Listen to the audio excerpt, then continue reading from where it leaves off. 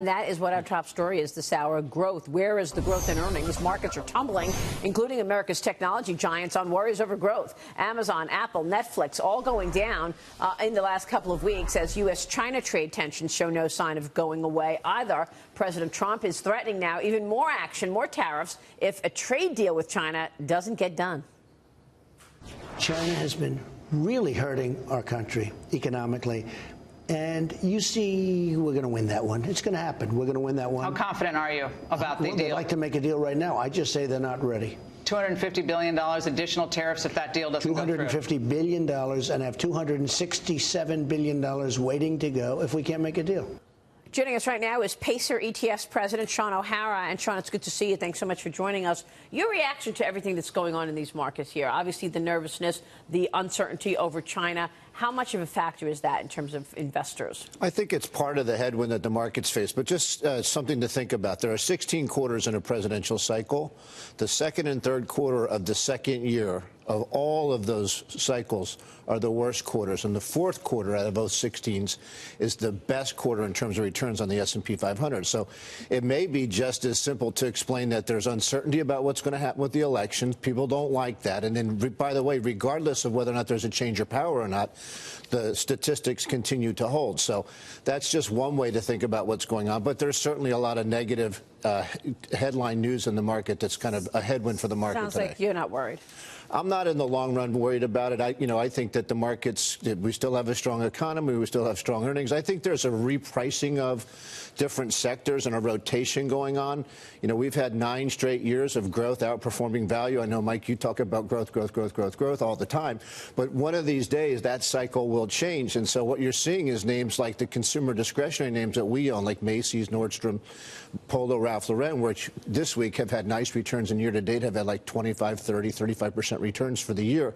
Those types of names may cycle in and be the best investments going forward as opposed to continuing to chase all the big growth names. I think one thing that's important, Sean, to point out for people at home, a big mistake people make in the markets is they chase names when you're seeing in headlines, new high, oh, I better go out and buy that. And then when you see an Amazon selling off 20%, they say, oh, well, now it's broken, I better sell it. I think it's very important for people to realize not to try to invest. Trading is one thing, but investing on headlines is a terrible idea. They should have a plan and stick to the plan. Yeah. Absolutely. And you're seeing, like, if you want to invest in technology today, we favor hard tech versus soft tech.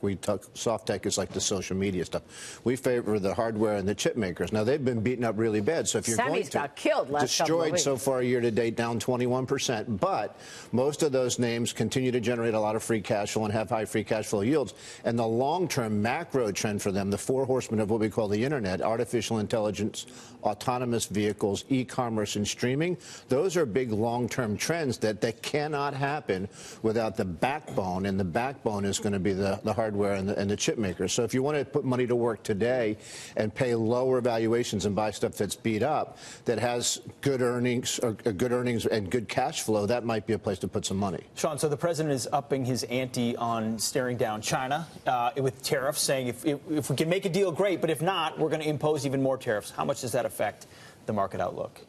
I don't think until we get into a full-out trade war, the market's going to take that into consideration. I think it's a minor headwind, but I think the markets are still of the belief that eventually things will get worked out. I mean, he's been pretty true to his word. He's been very difficult and very forceful on this topic, but he put together the new NAFTA, which they call the USMCA agreement, right? So that got done. Europe is in the process of getting done. That's got to get signed by Congress next year. Yeah, and then you have South Korea. So I think, the next candidate, if you will, for that new agreement is probably China, and I think the president will stick to his guns, and they'll probably wind up getting a deal. Sounds like you're optimistic. Yeah, but the one thing that's, because you were talking about the retailers, but again, if you're investing in a kind of old line retailer like a Macy's, you mentioned that, you don't pay attention to what Amazon said about its holiday quarter. Because Michael Block said that he thought that they were sandbagging a little bit on Amazon, like essentially trying to bring down expectations of what sales would look like. But that's one of the things that rattled investors and has caused this stock to enter a bear market in the month of October.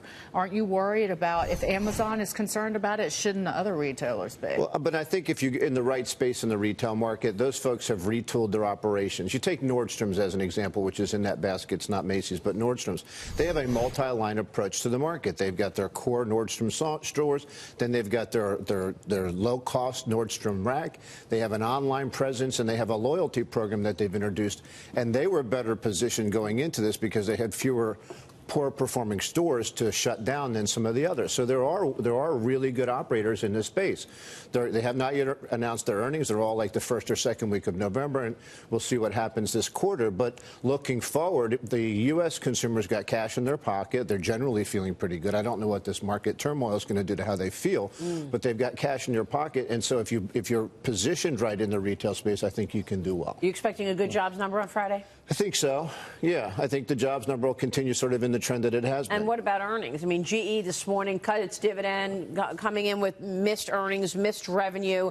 Earnings overall, we're worried about revenue misses. Does this earnings period concern you in any way? It's been a little bit more spotty than some of the others. What concerns me more than anything is not this earnings period. It's what's going to happen in the first and second and third quarter next year when we get those comparables. It's going to be very, very difficult.